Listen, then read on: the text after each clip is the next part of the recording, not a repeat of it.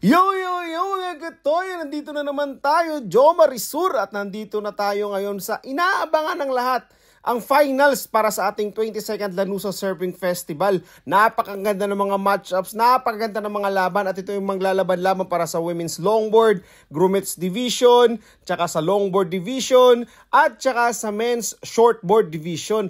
Ang gaganda ng mga laban mga katoyo. Tara, samahan nyo ako. At tamang-tama pagdating ko dito ay nagsisimula na pala, no? Malapit na pala matapos ang Women's Division. Ito ay nilalabanan ng dalawang magkatunggali from Siargao. Ang ganda ng mga alon. Tamang-tama talaga mga katoyo. Hindi kayo magmamahay.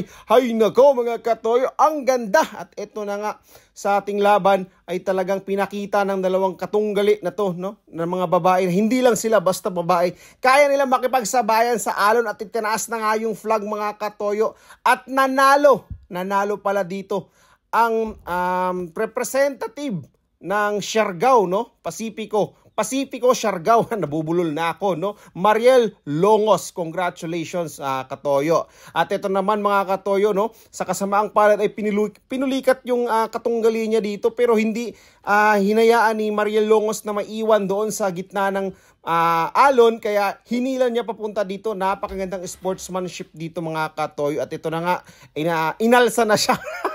No, yung signature pose, no, sa mga champion. Ito pala, congrats, no, Mariel Longos from Pacifico Siargao Island, no, Surigao del Norte.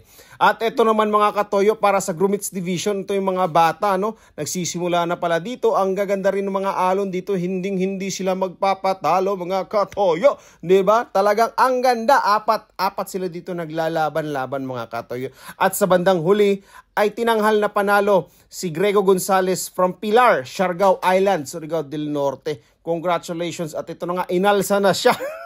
Nilahungan. Ito na nga yung signature pose mga katoyo. At dito naman, ito yung napakagandang laban mga katoyo na inaabang-abangan natin lahat, no? So bago yan, ang dami palang nagpa-practice dito mga katoyo. Kaya puntahan nyo na kami dito sa Lanuza, Surigao del Sur. Ang gaganda, hindi lang po basta-basta alon ang ipapakita natin. Ang ganda. At ito na nga yung sinasabi natin na napakagandang laban between dalawang Lanuzanhon ang naglalaban-laban para sa longboard, no? Men's Longboard Division. Talagang ang ganda ng laban. Close fight, no, between Hiram Ariate and Bambam Sobrevega. Ang ganda ng mga laban mga katoyo. Talagang bayos sila, no? Parang di ba, ito naman si Hiram Ariate, ang ganda ng mga pinakita niya mga katoyo. Talagang kung napanood nyo to ng live mga katoyo, sus, grabe talaga. Ito maya-maya, tingnan nyo yung mga nanonood. Talagang close fight lang talaga yung mga ginawa ng dalawang to mga katoyo.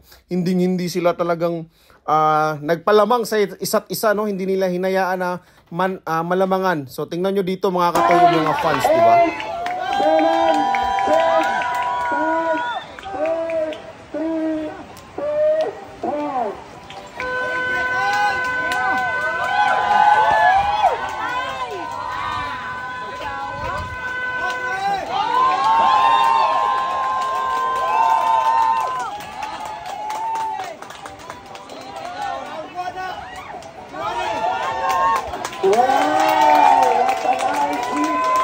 At sa uli mga katoyo, tinanghal na kampiyon si Bambam Sobrevega, no, sa ating men's longboard. Talaga ang ganda ng duelo nila, no? Bali pareha silang homegrown, at pero nanaig dito si Bambam Sobrevega. Congrats idol. At napakaganda rin po ng laban sa pagitan ng men's shortboard, at tinanghal na kampiyon dito si Binladin Arjona mga katoyo. So ito mga katoyo, no, that concludes our 22nd Lanuza Surfing Festival mga katoyo. Maraming salamat sa inyong lahat sa panunood, and God bless. Sana i-visit nyo yung Lanuza. Bye bye.